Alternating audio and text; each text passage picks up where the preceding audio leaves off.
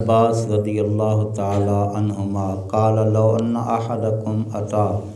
اذا اتا اہلہ قال بسم اللہ اللہم جنبنا الشیطان وجنب الشیطان ما رزقتنا فقضی بینہما ولد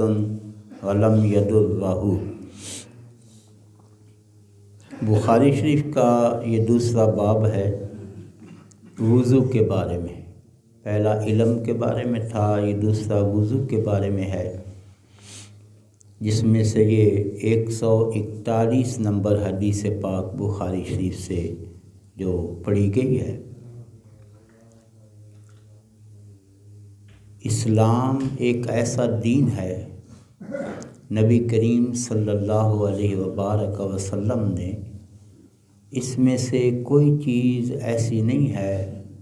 جو اپنی امت کو تعلیم نہ فرمائی ہو۔ یہاں تک کہ یہ بسم اللہ شریف کے بارے میں امام بخاری نے باب باندھا تھا، باب التسمیہ علی کل حال عند الوقع،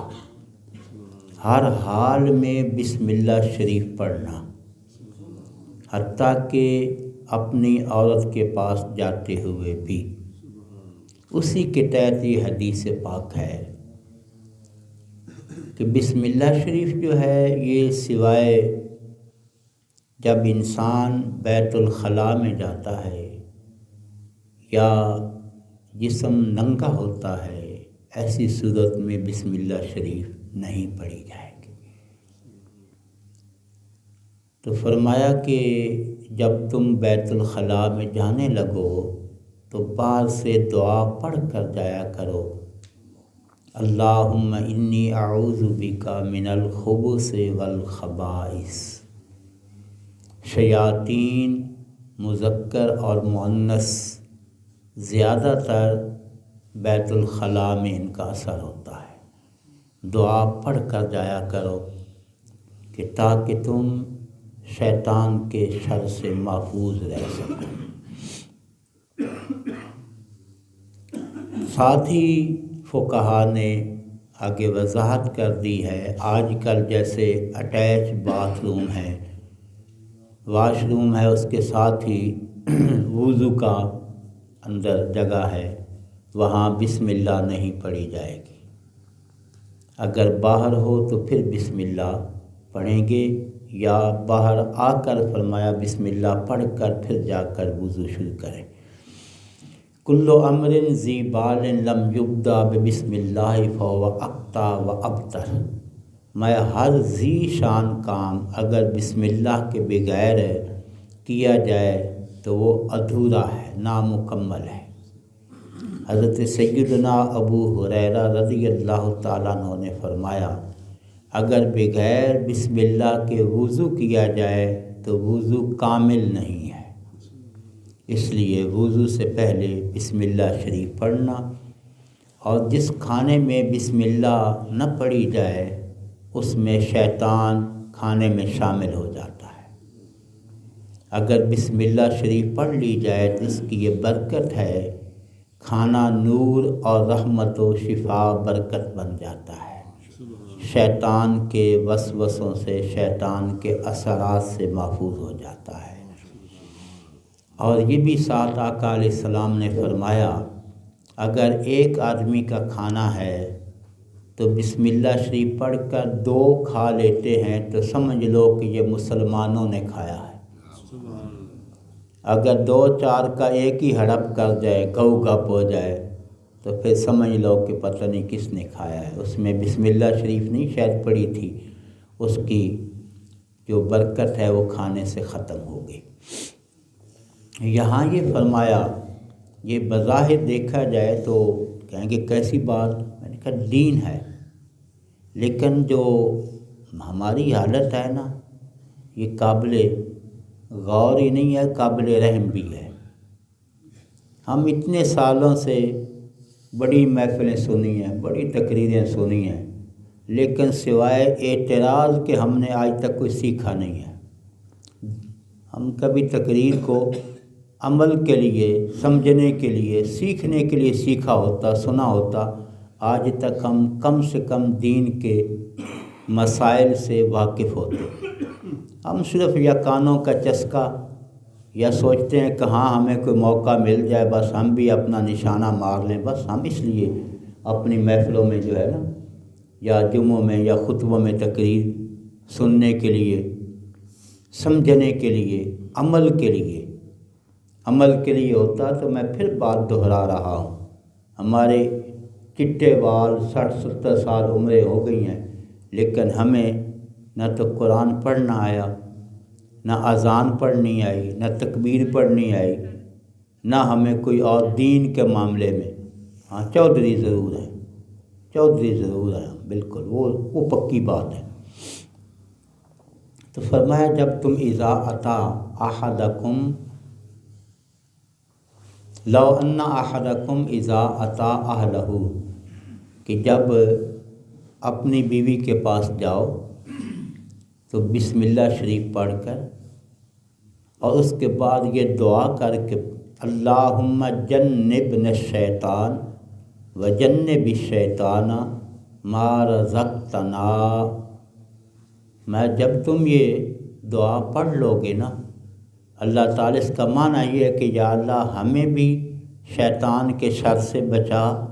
اور جو تو ہمیں اولاد دے گا اس کو بھی شیطان کے شر سے بچانا،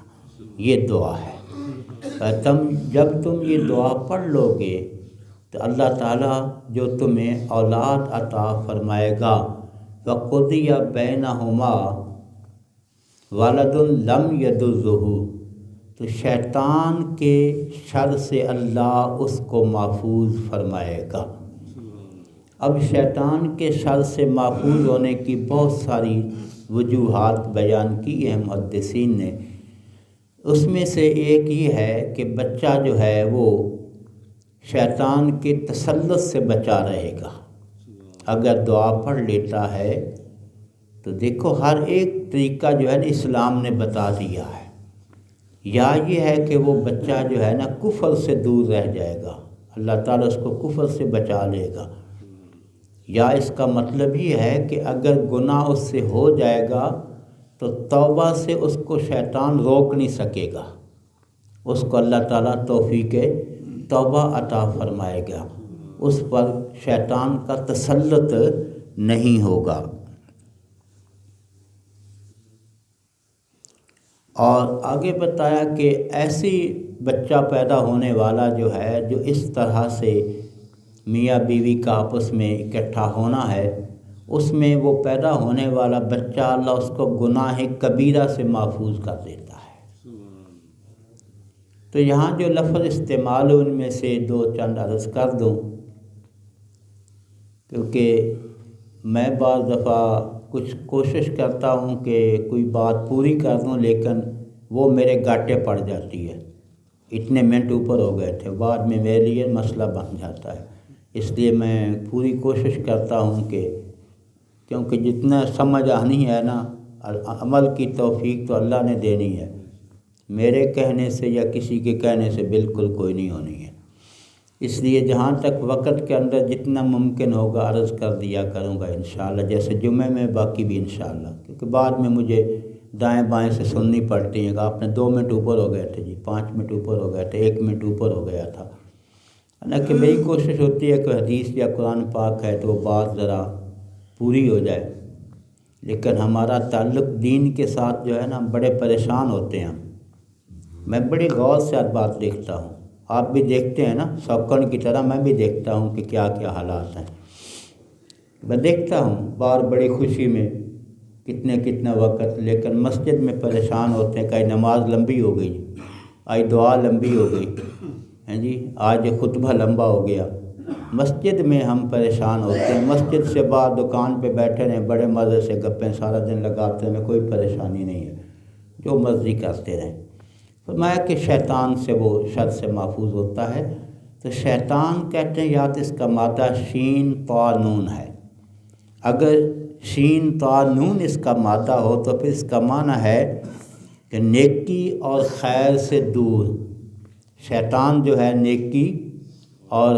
خیر سے دور ہے، یا اس کا مادہ ہوگا شین یا طا، تو پھر اس کا مطلب یہ ہوگا کہ وہ ہلاک ہو گیا اللہ کے قہر و غضب میں۔ فَإِنَّكَ فَاخْرُجْ مِنْهَا فَإِنَّكَ رجیم، نکل جا مردود، اللہ نے اپنے دروازے سے، اپنی بارگاہ سے نکال دیا۔ دوسرا لفظ جو ہے قابل غور ہے، فرمایا ما رزقنا، دعا میں جو حصہ شامل تھا جو اللہ تعالی ہمیں اولاد دے، رزق دے، تو رزقنا رزق کا معنی ہے حصہ مقدر۔ اب اس میں قرآن نے اس کو کئی معنوں میں استعمال کیا ہے۔ اللہ کریم نے یہ بھی فرمایا ہے قرآن کریم میں، وما انزل اللہ من السماء من رزق، تمہارا رزق اللہ آسمان سے اتارتا ہے۔ وفی السماء رزقکم بھی مالک کریم نے فرمایا۔ اور سورہ واقعہ 27 پارے میں رب نے یہ بھی فرمایا وَتَجْعَلُونَ رِزْقَكُمْ أَنَّكُمْ تُكَذِّبُونَ، وَتَجْعَلُونَ رِزْقَكُمْ أَنَّكُمْ تُكَذِّبُونَ، تم نے اپنا معمولی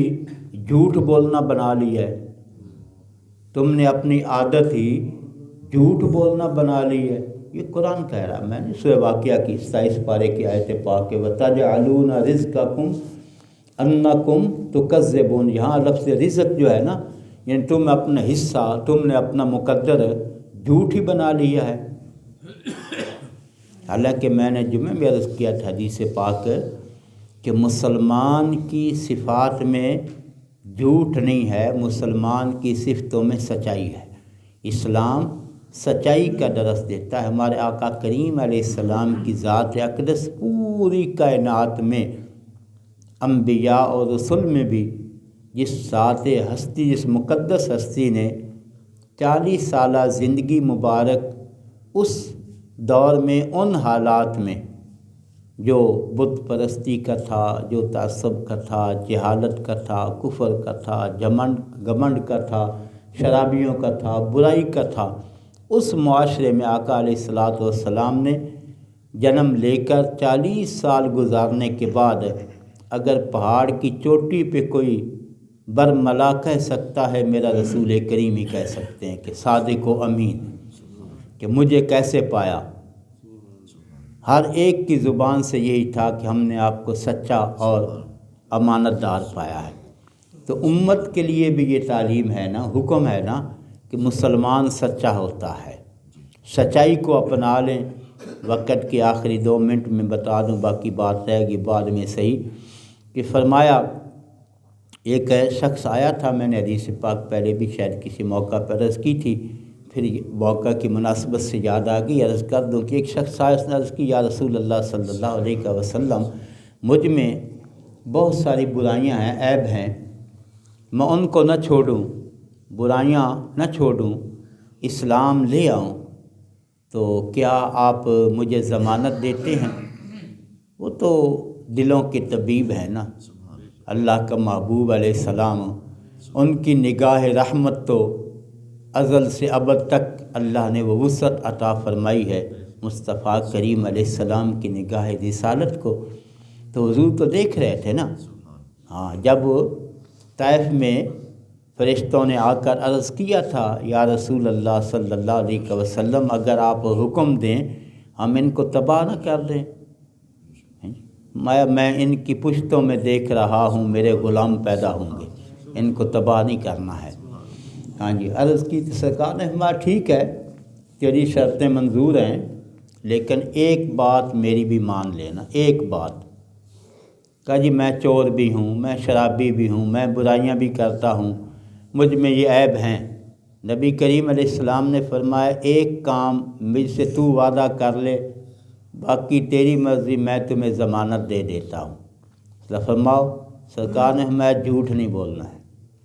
جھوٹ نہیں بولنا ہے، وعدہ کر لیا، اسلام قبول کر لیا۔ اب جیسے ہی واپس گیا، اس کو شراب کا عادی تھا، تو جو ہی شراب کا پیالہ ہاتھ میں آیا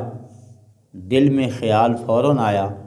اب اگر شراب پیتا ہوں، سرکار دو عالم علیہ السلام نے پوچھ لیا، ہاں جی، تو میں وعدہ کر رہا ہوں جھوٹ نہیں بولنا ہے۔ یہ ہمارے وہ حلف نامے تو نہیں ہے نا جو ہم اپنا اٹھاتے ہیں حلف، ہیں جی، قاضی بھی اٹھاتے ہیں، جج بھی اٹھاتے ہیں، صدر بھی اٹھاتے ہیں، وزیر بھی اٹھاتے ہیں ملک کے وفاداری کے، ہیں جی، وہ حلف نامہ نہیں ہے، یہ وہ اس سے آبی والا ہے۔ پیالہ فوراً نیچے رکھ دیا، چھوڑ دیا کہ بھئی اب اگر شراب پیوں گا صبح خود ہی بتاؤں گا، جھوٹ بولنا نہیں ہے، کوڑے لگیں گے، اسلام کی سزا ہے۔ یہاں تو شراب کے پرمٹ جاری ہوتے ہیں، اسلامی مملکت میں شراب تو ناجائز حرام قطعی ہے نا، اگر پرمٹ مل جائے تو پھر جائز ہو گئی نا۔ کیا اسلامی ملک ہے، اللہ تعالیٰ اس ملک کو، اس کے سربراہان کو ہدایت عطا فرمائے کہ دین کی طرف آ جائیں، عزت و کامیابیاں مل جائیں گی۔ اس کے بعد اس کو جو خیال آیا برائی کا، گناہ کا، تو پھر وہی فوراً آ گیا، اگر گناہ کرتا ہوں، برائی میں جاتا ہوں، نبی کریم علیہ السلام سے وعدہ کر کے پوچھا تو خود ہی بتاؤں گا تو پھر سزا ہو جائے گی۔ وہ اسلام کی اصول ہے نا بھائی، وہاں اسلام کے اصول تو یہ ہے نا کہ ایک عورت فاطمہ نامی چوری میں پکڑی جاتی ہے، چوری ثابت ہو جاتی ہے، بارگاہ رسالت مآب علیہ السلام میں اس کے سفارشی آ جاتے ہیں، یا رسول اللہ بڑے خاندان کی ہے، بڑے خاندان کی ہے، اگر اس کا ہاتھ کٹا تو خاندان داغدار ہو جائے گا۔ ہاں جی، نبی رحمت علیہ السلام نے فرمایا اگر اس فاطمہ کی جگہ پہ میری فاطمہ بیٹی بھی ہوتی تب بھی ہاتھ کاٹ لیتا۔ یہ اسلام کا اصول ہے نا، ہیں جی، یہاں تو بس اللہ تعالیٰ ہی محفوظ رکھے، زبان کو ہم خود روک کر رکھتے ہیں۔ ہے اس کے بعد اس کو جو چوری کا خیال آیا نا تو پھر فوراً اگلا خیال آ گیا کہ چوری کرتا ہوں، رات کو اتنی مشقت محنت کروں گا، چوری کروں گا، صبح خود ہی بتاؤں گا، ہاں جی، ہاتھ کٹ جائے گا اس سے بھی۔ تو تینوں جو اس کو گناہ ذہن میں کرتا تھا، عادی تھا نا، نہ کر پایا، کیوں کہ میں نے جھوٹ نہیں بولنا، میں نے تو کیسے آج مسلمان نے کہتے جھوٹ کے بغیر دکانداری نہیں چلتی ہے، جھوٹ کے بغیر کاروبار نہیں چلتا۔ میرے مصطفیٰ کریم علیہ السلام سیدہ خدیجہ الکبریٰ رضی اللہ تعالیٰ عنہ کو مال تجارت لے کر گئے تھے کہ نہیں گئے تھے؟ سب سے زیادہ نفع ہوا تھا کہ نہیں ہوا تھا؟ یہ کیسی تجارت ہے؟ کہتے ہیں جھوٹ کے بغیر جناب کاروبار نہیں ہوتا، جھوٹ کے بغیر دکانداری نہیں ہوتی۔ نہیں، جھوٹ کے بغیر اللہ اس میں برکت دیتا ہے۔ ہاں جی، اب صبح جو آیا نبی کریم علیہ السلام کی بارگاہ میں، حضور نے مسکرا دیا دیکھ کر، حضور جانتے ہیں نا میرے آقا کریم مسکرا دیے، میں واہ اللہ کے محبوبہ بھلا ہو، سارے عیب چھڑا دیے ہیں۔ اور بھائی اگر ہم کچھ دین سیکھنے لگے نا، کسی بات پہ عمل کرنے لگیں، ہماری زندگی بھی سنور جائے، ہماری قبر آخرت بھی سنور جائے۔ صرف کانوں کا چسکا یا اس لیے کہ کیا کہا ہے ہم بھی دیکھتے ہیں، ہیں جی، یا پھٹے بھن دیتے مولوی صاحب نے، جناب کمال کر دے، پھٹے بھن دیتے، کیا کہا پتہ کوئی نہیں ہے، پھٹے بھن دیتے پتہ کوئی نہیں ہے۔ بھائی یہ نہ کام کریں، غور کریں، سوچیں، سمجھیں، عمل کی کوشش کریں۔ اللہ تعالیٰ مجھے سب کو عمل کی توفیق عطا فرمائے۔ عمل سے بنتی ہے جنت بھی، یہ خاکی اپنی فطرت میں نہ نوری ہے نہ ناری۔ اللہ تعالیٰ ہمیں عمل کی توفیق عطا فرمائے۔